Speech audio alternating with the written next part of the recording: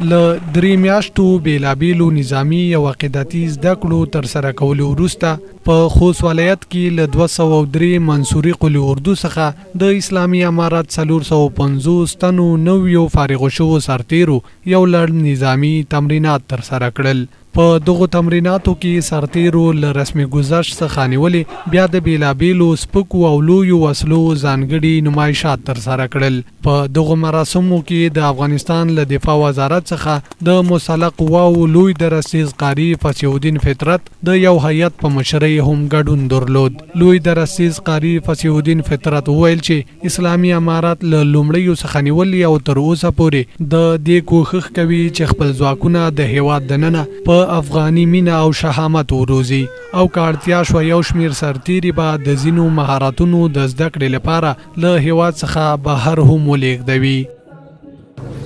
امارت اسلامی افغانستان از همو بدوی به قدر رسیدنش تا حال زیاد توجه و تمرکزش سریعی بوده که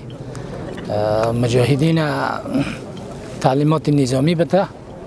از همو ابتدا در تمام قلی اردوها و در تمام لواهایی که در تشکیل امارت اسلامی افغانستان وزارت دفاع ملی جای داشتند، اما معسکرات خود آغاز کرده و تا به حال دوام داره تا جایی که توان داشته باشیم به محض اعظمی کوشش میکنیم که دیگه نیروهای ما در داخل خود افغانستان با همون روحیه افغانی تعلیم و تربیت ببینن. باز در صورتی که اگر لازم بود از توان ما بالا بود ای که در این داخل تعلیمات ببینن، باز به خاطر تعلیم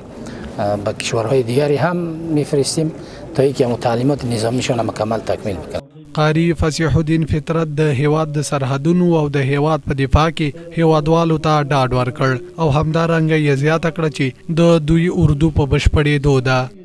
ملت مسلمان افغانستان ما بشارت خوشخبری میدیم که انشاءالله العزیز اردوی اسلامیشان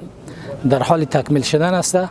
و از این به بعد یک اردوی مقتدری داشته باشند که این توانمندی حفاظت از سرحداتشان و توانمندی تأمین امنیتشان داشته باشد. بلخوا بیا فارغ شوو سرتیرو د هیواد د سرحدونو او د هیواد په دفاع کې هیوادوالو ته پورا ډاډ ورکړ او همدارنګه زیاتوي چې د سر په بیه به له هیواد څخه دفاع کوي. او کوم پوځونه چې وروزل شو د 3 میاشتو تعلیماتو څخه د خپل هیواد دفاع ته د سر په بیه ژمن دي او په هر وخت که شپه وي او که ورځ وي دوی به د خپل وطن څخه دفاع کوي او د خپل سرحداتو څخه به د سر په قیمت او په هر بیه دفاع کوي. ما در طی 3 ماه خیلی چیزها از اینجا یاد گرفتیم، از دوره شرعی گرفته، از پوزیشن ها و اسلحه های ثقیله و خفیفه و حتی بخش های انجینری با اینجاش کردیم، تعلیمات کردیم تا خون در بدن و یا نفس در تن داشته باشیم از مردم خود و سرزمین اسلامی خود دفاع میکنیم.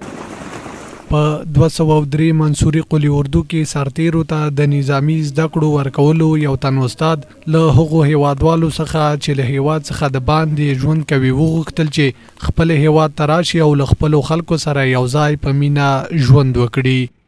تقریبا د 400 کسانو په تعداد سره د 3 میاشتو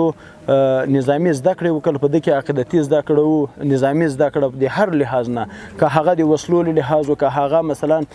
نور انجینری استحکام څنګه او همدارنګه د کوم ضرورت د نظامی او د نظامی شخص لپاره وي، الحمدلله د ټولو په ترتیبونو کې پوره مهارت ترلاسه کړل. او هغه افغانان چې د خلکو په تبلیغاتو سره خپل ګران وطن افریقا دی او له هغو ته مې دا پیغام دی چې راشي خپل وطن کې د عزت ژوند